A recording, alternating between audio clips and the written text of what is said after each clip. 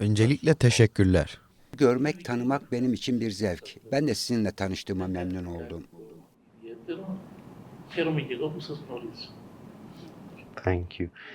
Teşekkür ederim. Öncelikle şunu sormak istiyorum. İşgalci olarak tanımlanan Türkiye'nin Kıbrıs'taki konumuna ilişkin olarak ortaya çıkan bölünmenin toplumsal ve siyasal, aslında sosyoekonomik ve kültürel etkileri, ayrıca bu etkilerin olumsuz sonuçları hakkında ne düşünüyorsunuz? Το βλέπουμε καθημερινά στην καθημερινή ζωή ότι έχει εκτοπίσει.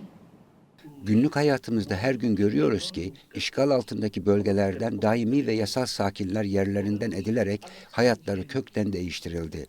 Türkiye'den yerleşimciler getiriliyor. Bölgenin demokratik yapısını değiştirmek amacıyla kolonileştirme yapılıyor. Türk Kıbrıslılar da ayrıldı. Çoğu yurt dışına gitti. Dolayısıyla işgal altındaki bölgelerdeki toplumsal bütünlük yok oldu. Kültürümüzde kiliselerimiz yıkıldı. Mezarlıklarımız tahrip edildi. Geçmişimize dair tüm izler yok edildi. Oysa Kıbrıs'ın geçmişi 3500 yıllıktır. Hem Yunan hem de 2000 yıllık Hristiyan bir geçmişe sahiptir.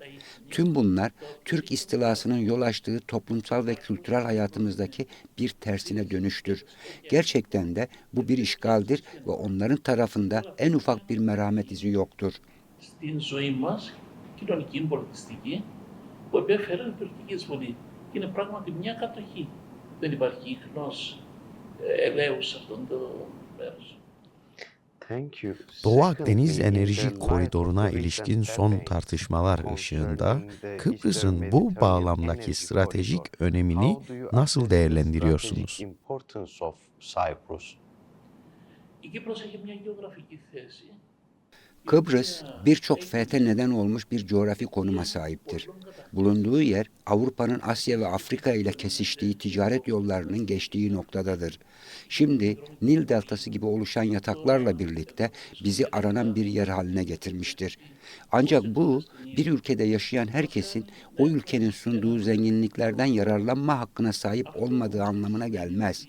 Bu yüzden görüyoruz ki Türkiye ile paylaşacak hiçbir şeyimiz yok. Aksine elverişli olan konumumuz hem Kıbrıslı Rumlara hem de Kıbrıslı Türklere fayda sağlar ve biz barışçıl ilişkilerden, hatta Türkiye'nin bu barışçıl ilişki içinde olmasından hiçbir rahatsızlık duymayız. Hiç kimseye karşı kötü bir duygumuz yok. Τους Έλληνες και τους Τουρκούς της Κύπρου και δεν θα είχαμε κανένα πρόβλημα σε ειρηνικές σχέσεις και η Τουρκία να βρίσκεται σε αυτή τη σχέση την ειρηνική. Δεν έχουμε κάτι το κακό εμείς εναντίον κανενός. So there is a triangle, Cyprus, EU and Turkey. Avrupa Birliği Kıbrıs Türkiye üçgeninde mevcut çıkmazı nasıl yorumlarsınız? Pek çok kişi Türkiye'nin yalnızca kendi çıkarlarına hizmet eden tek taraflı bir yaklaşım izlediğini söylüyor. Sizce Türkiye'nin bu kendi çıkarına olan tutumunu sürdürme konusundaki ısrarının arkasında yatan temel hedefleri nelerdir? Turkey's instance, what do you think the Turkey's aim behind this? Always trying to benefiting from this. Η Τουρκία δεν έκρυψε καμιά φορά τους στόχους της από την Κύπρο. Türkiye, Kıbrıs'ta hiçbir zaman hedeflerine ulaşamadı ve tarihe baktığımızda 1920'de daha sonra Atatürk adını alacak olan Mustafa Kemal'in sultandan memnun olmayanları bir araya getirdiğini görüyoruz. Ankara'da Büyük Millet Meclisi'ni topladılar ve bazı kararlar aldılar. Bu kararlardan biri de Kıbrıs'ı geri almak. Yani Osmanlı İmparatorluğu'nun bir parçası olan Kıbrıs'ı yeniden ele geçirmekti. Rusya'dan korunmak için Kıbrıs'ı İngiltere'ye vermek zorunda kalmışlardı. Ancak onu geri almak için bir hedef belirlediler. O zamandan beri bu onların dış politikası haline geldi. Türkiye'de hükümetler ne kadar değişirse değişsin, dış politikaları Kıbrıs'ı fethetmek yönünde kalmaya devam etti. Bu nedenle başka hedeflerden söz etseler de bu hedef aynı kalmaktadır. Türkiye, Avrupa Birliği'ni fon elde etmek ya da özel bir ilişki kurmak için kullanıyor. Ancak görüldüğü üzere en küçük bir taviz dahi vermiyor. Ne Avrupa Birliği üyesi olan Kıbrıs'ı tanıma konusunda ne de başka herhangi bir konuda. Dolayısıyla Türkiye'nin neyi amaçladığının farkında olmalı ve aldanmamalıyız. Αλλά βλέπετε ότι δεν κάνουν την παραμικρή υποχώρηση, ούτε σε αναγνώριση της Κύπρου που είναι μέρος της Ευρωπαϊκής Ένωσης, ούτε σε κάτι άλλο. Επομένως, να ξέρουμε τι επιδιώκει η Τουρκία και να μην μας ξεγελά. So you Bu are the soruyu most aslında important sorabilecek en person önemli that we need to kişilerdensiniz. ask Kıbrıs is sorununa basically alternatif what çözüm is the önerisi nedir? alternative Gündemde olan solutions veya for the aslında Cyprus en problem? gerçekçi And what is on the boyutuyla agenda? Kıbrıs What is için the most çözüm önerisi realistic nedir? solution for Cyprus problem? Ζούμε σε μια εποχή που τα ανθρώπινα δικαιώματα İnsan haklarına herkes tarafından saygı duyulması gereken bir çağda yaşıyoruz. Kıbrıs olarak biz Avrupa Birliği'nin bir parçasıyız. Peki Kıbrıs'ın tamamındaki nüfusun, yani Kıbrıs'ın meşru nüfusunun birleşik bir Avrupa'daki tüm özgür insanlar gibi aynı haklardan yararlanmasını istemekte bu kadar paradoksal olan ne? Avrupa ülkelerinde herkesin serbest dolaşım hakkı vardır. Peki biz neden Kıbrıs'ın tamamında özgürce dolaşamıyoruz? Onların daimi ikamet hakkı var. İstedikleri yerde ev inşa edip yaşayabiliyorlar. Peki biz neden kendi evlerimizde yaşayamayız? Bizi evlerimizden sürdüler. Onların her yerde mülk edinme hakkı var. Peki biz neden mülklerimizden mahrum bırakılıyoruz? Bizim istediğimiz şey diğer tüm Avrupalıların ve özgür insanların sahip olduğu şeydir. Her insan özgürce dolaşabilmeli, mülk sahibi olabilmeli ve istediği yerde yaşayabilmelidir. Bu hem Kıbrıslı Türklere hem de Avrupa'da yaşayan diğer herkese fayda sağlayacaktır. Thank Αυτό you. θα ωφελήσει και τους Τουρκοκυπρίους και οποιοδήποτε άλλο κάτοικο της Ευρώπης. Thank you. Also, the Cyprus question has remained Kıbrıs unresolved meselesi for yarım half yüzyıldır of çözülmemiş century now. durumda. It is Sizce more than Kürt 50 years. halkının In your barış view, ve what is çözüm the arayışlarıyla similarities Kıbrıs exist between halkının the Kurdish adil bir people, barış ve Kurdish uzlaşma question talebi for peace arasında and the ne resolution gibi as well, benzerlikler and the bulunmaktadır? demand of the Cypriot people for a more settled island? Do you think there is similarities between these two suppressed Υπάρχουν people? και ομοιότητες, υπάρχουν και διαφορές. Υπάρχει Benzerlikler de var, farklılıklar da var. μας εκτόπισαν Benzerlik şu ki biz kendi topraklarımızdan sürüldük ve Kürtlere de kendi bölgelerinde kalmalarına izin verilmiyor. Her gün bombalanıyorlar. O bölgelerden çıkarılıyorlar, korkutulup ayrılmaya zorlanıyorlar. Bunlar benzerliklerdir. Ancak bir fark da var. Bizim özgür, bağımsız bir devletimiz vardı. Türkiye bir devlete müdahale etti, onu yıktı ve topraklarımızın bir kısmını aldılar. Orada ise en azından bunu tırnak içinde söylüyorum, öyle bir devlet yoktu ve orası onların toprağı olduğu gerekçesiyle yasal veya ahlaki olmamasına rağmen müdahale etme hakkını kendilerinde gördüler. Dolayısıyla benzerlikler var. İki halkımız da acı çekiyor. Bu yüzden Türkiye'de ve başka her yerde bu demokratikleşmeyi aramalıyız. Türk halkına karşı hiçbir düşmanlığımız yok. Aksine barış içinde yaşamak istiyoruz ama sürekli boyun eğdirilen, haklardan yoksun bırakılan bir halk olmak istemiyoruz. και στην Τουρκία και παντού. Δεν έχουμε να κάνουμε τίποτα με τον τουρκικό λαό. Αντίθετα, θέλουμε να ζούμε ειρηνικά. Αλλά όχι να είμαστε πάντα υπόδουλοι εμείς και να μην έχουμε δικαιώματα.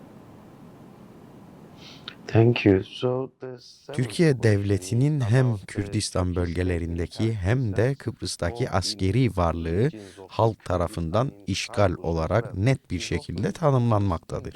Siz bu askeri varlığın Orta Doğu ve Doğu Akdeniz'deki barış üzerindeki etkisini nasıl değerlendiriyorsunuz? Bu olumsuz etki aslında Türk askerinin varlığı bulunan her yerde bir sorun olduğunu da gösteriyor. Bu açıdan barış üzerindeki etkisini siz nasıl açıklayacaksınız? Εμείς το βλέπουμε ξεκάθαρα ότι η Τουρκία σήμερα προσπαθεί να επιβληθεί σε... Bunu açık bir şekilde görüyoruz. Türkiye'nin şu anda tüm bölgeye kendini dayatmaya çalıştığını, gücünü göstermek istediğini görüyoruz. Bölgesel bir güç olarak geliştiğini gösteriyor. Kıbrıs'ın bir kısmı dışında Suriye'yi de işgal ediyor. Afrika'ya kadar askerleri var. Her yerde üsleri bulunuyor. Dolayısıyla her yerde üstünlüğünü göstermek istiyor.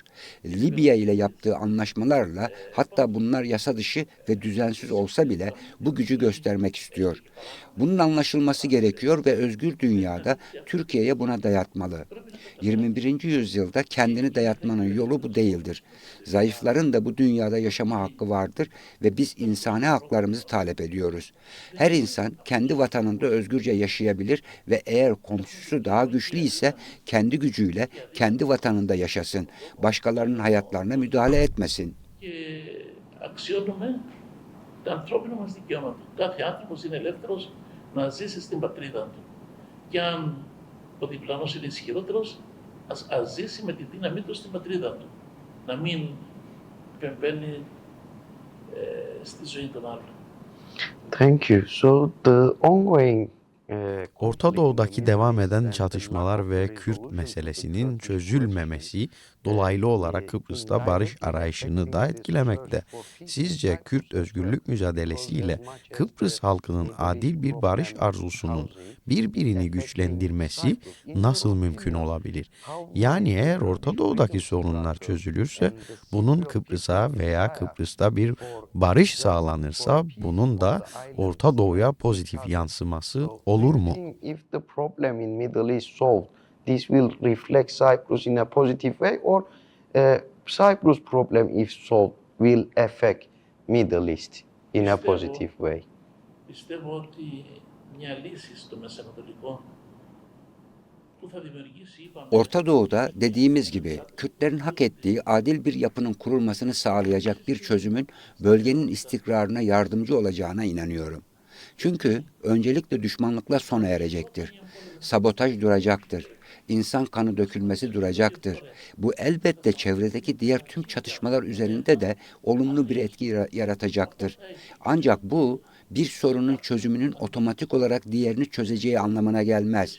Bazı olumlu etkileri olacaktır. Ama insanlık olarak güçlülerin hukukunu tanımayı bırakmalı ve adaletin hüküm sürdüğü bir dünyada yaşadığımızı söylemeliyiz.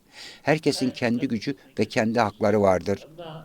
πρέπει ολόκληρη η ανθρωπότητα να σταματήσει πια να αναγνωρίζει το δίκαιο του ισχυρού και να πει ότι ζούμε σε έναν κόσμο δικαιοσύνης, έχουν και οι αδύναμοι τα δικαιώματά τους. Thank you. So, what are your views on the role of the religious leaders in Çözüm yönünde çalışmada dini liderlerin rolü hakkında görüşlerinizi de öğrenmek istiyorum. Kıbrıslı Türkler arasındaki durumu tam olarak bilmiyoruz, ancak Türkiye'de barış girişimlerini destekleyen birçok önde gelen Müslüman alim ve dini lider ile aynı tutumu benimseyen Alevi dedeler de bulunmakta. Kıbrıs meselesi bağlamında dini liderlerin daha fazla sorumluluk üstlenme olasılığı hakkında ne söyleyebilirsiniz? Bir dini lider olarak bu konuda hem Türkiye hem de Kıbrıs'a da hitap edecek şekilde somut önerileriniz veya iletmek istediğiniz mesaj nedir? And you can answer this in two ways, both in Turkey Kurdish problem and in Cyprus problem as well. Because in Cyprus as well, the religious leaders can support the peace, and both in Turkey as well, because as you lately remember, Durziz has been massacred in Syria. So in Turkish-Kurdish conflict as well, and Alevis are under pressure. They are being genocided every day in the Middle East. So what is the role and what should be the role of the religious leaders to bring peace both in Cyprus and in Turkey as well? Οι θρησκευτικοί ηγέτες έχουν έναν ηθικό κώδικα. Tanrı inancımızdan kaynaklanan bir ahlaki kodu vardır. Bu ahlaki kod her bireyin inançlarındaki farklılıklara rağmen birçok benzerlik taşır ve her kişiye ve özgürlüğüne saygı gösterebilir. Ancak Kıbrıs ve Türkiye'deki sorun şudur ki dini liderler siyasi rejimin bir aracı haline gelmekte ve bu nedenle kendilerini özgürce ifade edememektedirler. Dinlerine olan inançlarından kaynaklanan arzularını gerçekleştirememektedirler. Bu konuda belirli emirleri takip ederler ve daha önce burada Kıbrıs'taki Müslümanların temsilcileriyle Başpiskopos ve burada yaşayan diğer mezhepler arasında bazı toplantılar yapmış olmamıza rağmen işgalci güçlerin bu müdahalesi nedeniyle bu diyalog ilerlememiş ve son yıllarda durmuş durumdadır. Dini liderlerin inançlarını müdahale olmadan özgürce ifade etmelerine izin verilirse dünyanın barış içinde olacağını düşünüyorum. Ancak maalesef onlara bunu yapmalarına izin verilmiyor. Δογμάτων που ζουν εδώ, λόγω αυτής της παρέμβασης της κατοχικής δύναμης, αυτός ο διάλογος δεν προχωρούσε και τα τελευταία χρόνια έχει σταματήσει. Αν αφαιθούν ελεύθεροι θρησκευτικοί ηγέτες, ανεπηρέαστοι, να εκφράσουν τα πιστεύω τα οποία απορρέουν από τη θρησκεία τους, νομίζω θα ειρηνεύσει ο κόσμος. Αλλά δεν αφήνονται δυστυχώς. Ekstradan sadece iki sorumuz kaldı. Öncelikle Önder Apo'ya direkt olarak mesajınız nedir? Πρώτα θα το αναγνώριζα την αξία που του πρέπει τόσα χρόνια να αγωνίζεται. Öncelikle yıllardır halkı için verdiği mücadeledeki değerini takdir eder, bu zorlukların aşılabilmesi ve bir gün kendisinin tüm çabalarının dünya tarafından tanınması için kendisine daha fazla sabır dilerim. Θα αναγνωριστούν όλοι οι αγώνες του.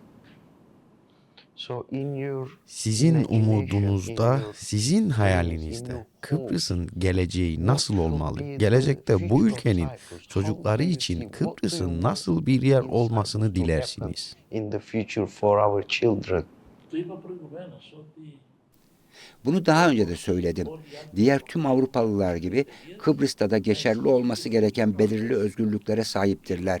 Bu Avrupa özgürlükleri bireysel özgürlüklerdir. Herkes haklarına sahip olduğunda ister Rum, ister Ermeni, ister Türk olsun fakat Kıbrıs'ın daimi yasal sakinleri olarak bu haklara sahip olduklarında birbirlerinden korkmayacaklar ve özgür insanlar olarak yaşayacaklardır. Bu Kıbrıs için vizyonumuzdur. Kıbrıs her yerde var olan tüm demokratik süreçlere sahip ve diğer tüm Avrupalıların sahip olduğu tüm haklara sahip özgür bir ülke olmalıdır. και με όλα τα δικαιώματα που απολαμβάνουν όλοι οι άλλοι Ευρωπαίοι. Teşekkürler. Sormadığım bir şey veya sizin röportajımız çerçevesinde eklemek istediğiniz başka bir şey varsa buyurun özgürce son sözlerinizi de alalım. 21. yüzyılda yaşıyor olmamıza rağmen güçlülerin hukuku hala geçerli olduğuna inanıyorum. Ve eğer böyle bir yerde hayatta kalmak istiyorsak kendimizi hazırlamalı ve yeterli savunmalara sahip olmalıyız. Direnme imkanına sahip olmalıyız. İdeal bir dünyada yaşamıyoruz. Daha önce bahsettiğimiz değerler ve ilkeler geçerli olacaktır.